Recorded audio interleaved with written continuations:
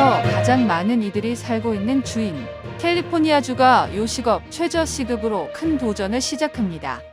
4월 1일부터 패스트푸드 업계 최저 시급을 $20로 올리는 것입니다.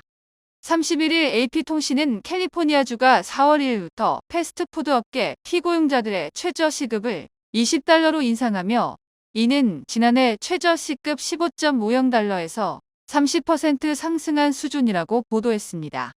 시급 인상 대상 사업장은 미국 전역의 사업장을 최소 60곳 보유한 패스트푸드 체인점 등입니다. 여기에는 햄버거, 피자 등 대표적인 패스트푸드 외에도 커피, 아이스크림, 도넛을 비롯해 음료나 사탕 등을 판매하는 업소도 해당합니다. 이로 인해 캘리포니아 내에 약 3만 개 레스토랑, 총 55만 7천 명의 패스트푸드점 직원이 영향을 받게 될 것으로 알려졌습니다. 이번 최저 시급 인상은 캘리포니아주 정부의 패스트푸드 업계 감독에 따른 조치입니다. 당국은 패스트푸드점 노동자 대다수가 용돈을 버는 청소년이 아니라 가족 부양을 위해 일하는 성인이라는 점을 고려해 대폭 인상을 결정했습니다. 2022년 패스트푸드 업계를 감독할 권한을 부여받은 해당 위원회는 최저임금을 $22까지 인상할 수 있도록 했습니다. 이에 고용주들은 격렬히 반발했으나 결국 노동계, 경영계, 정부의 3자 간 합의가 이뤄졌습니다. 이들은 2024년 4월 이후 최저시급을 $20로 정하고 2025년부터는 최저임금 연간 인상폭을 제한하기로 했습니다. 최저임금 인상에 대한 반응은 노동자와 고용주의 입장이 확연히 대조됩니다. 노동자들은 고물가로 악명 높은 캘리포니아에서 살아가는 여건이 개선될 수 있을 것이라며 반기고 있습니다. 2019년에 미국에 온 이민자 잉그리드 빌로리오는 좀 더 빨리 최저임금이 인상됐더라면 다른 곳에서 일자리를 그렇게 많이 찾지 않아도 됐을 것이라고 말했습니다. 반면 사용자들은 인건비 급등으로 인해 업체가 아예 문을 닫게 될 수도 있다고 걱정하고 있습니다. 또 임금 인상이 결국 고용 감축이나 제품 가격 인상으로 이어져 노동자와 소비자에게 부담이 전가될 것이라는 주장도 하고 있습니다. 샌프란시스코 베이 지역에서 패스트푸드점 매장 10개를 운영하는 알렉스 존스는 최저 시급 인상으로 매년 $47만 지출해야 한다라며, 이 때문에 제품 가격을 5%에서 15% 인상해야 한다고 말했습니다. 이어 그는 캘리포니아에 새로운 매장을 열거나 신규 고용을 할 계획도 없다고 덧붙였습니다. 학계에서는 캘리포니아주의 기존 사례에서 볼 때 최저 시급 인상 때문에 일자리가 줄어드는 현상은 관측되지 않았다는 분석을 내놨습니다.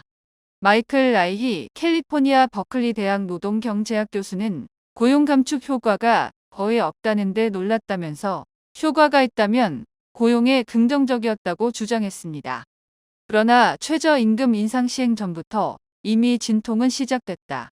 일부 프랜차이즈 식당 등이 대규모 해고에 나선 것입니다.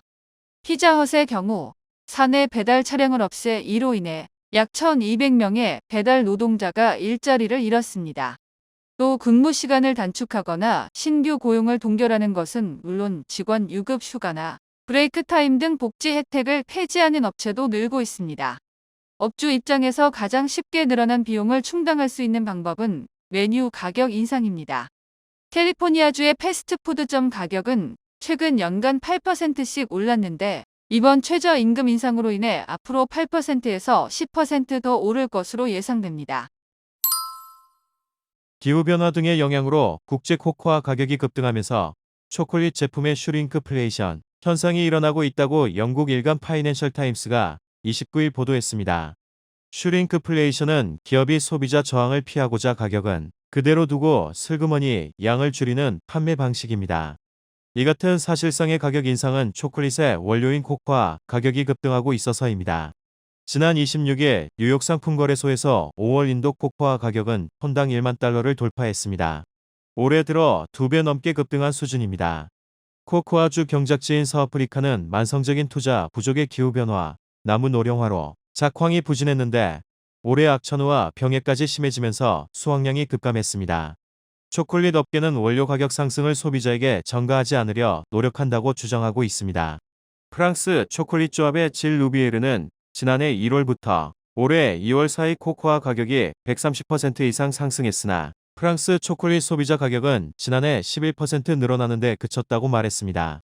원자재 데이터 분석업체 민텍의 앤드루 모리아티는 올해 부활절 초콜릿 가격이 더 비싸졌는데 남은 한 해 초콜릿 가격은 더 무시무시할 것이라고 전망했습니다. 슈링크플레이션은 비단 초콜릿만의 문제는 아닙니다. 조 바이든 미국 대통령은 이달 초 국정연설에서 제과업계는 똑같은 봉지에 과자를 적게 넣고 똑같은 돈을 물리면 사람들이 눈치채지 못할 것이라고 생각한다며 스니커즈는 돈을 똑같이 받으면서 10% 정도 줄였다고 지적했습니다. 미 의회의 슈링크플레이션 방지법을 발의한 밥 케이시 상원 의원이 지난해 12월 내놓은 보고서에 따르면 슈링크플레이션에 가장 타격받은 식품 부문은 과자나 아이스크림, 캔디, 껌이었습니다. 프랑스에서는 브리노 르메르 재정경제부 장관이 슈링크플레이션이 소비자에게 해로운 사기라고 비판했습니다. 프랑스는 일정량 이상 용량이 줄어든 제품에 대해서 이런 사실을 표기하도록 소매점에 의무를 부과하는 법안을 준비하고 있습니다. 코코아뿐만이 아닙니다.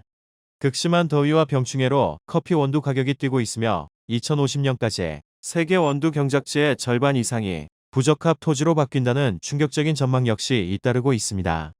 미국 유타 주립대 기후학자 웨이장은 1979년 이후 전 세계적으로 폭염이 20% 느리게 이동하고 67% 더 자주 일어나고 있다며 이것이 우리 인간 사회에 미치는 부정적인 영향은 엄청나고 수년에 걸쳐 더 커질 것이라고 말했습니다. 미국 동부 메릴랜드주 볼티모어 퍼텍스코 강을 가로지르는 프랜시스 스콧 키다리의 26일 새벽 화물 컨테이너선 달리가 충돌한 뒤 교각과 다리 본체가 무너지면서 폐쇄된 볼티모어 항이 이르면 5월 안에 다시 문을 열 수 있을 전망입니다. 29일 블룸버그 통신에 따르면 DHL 운송부문 사장인 짐 몽크메어는 볼티모어 항이 6주 동안 정도만 폐쇄될 듯하다며 5월 언젠가 볼티모어 항이 다시 열릴 것이라는 이야기를 들었다고 말했습니다.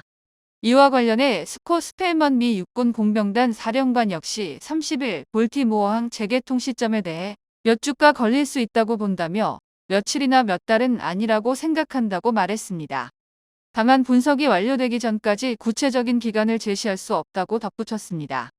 볼티모어 항은 미국과 대서양을 연결하는 주요 수출입항이다. 지난해 한 해만 5,230만 톤의 국제 화물을 처리했습니다. 금액으로 따지면 800억 달러 수준으로 미국 상위 20개 항구 중 하나입니다. 현재 볼티모어 항에는 약 40척의 선박이 출항 대기 중입니다. 미 당국은 30일부터 무너진 다리 잔해를 제거하기 위한 작업에 들어갔습니다.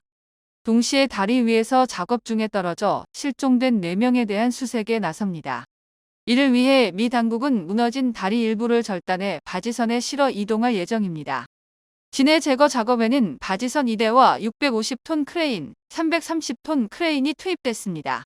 웨스 무어 메릴랜드주 주지사는 30일 선박의 선체는 손상됐지만 온전하다면서도 강철 빔을 절단하고 옮기면서 다른 잔해물이 예상치 못한 방식으로 이동해 작업이 복잡해질 수도 있다고 말했습니다.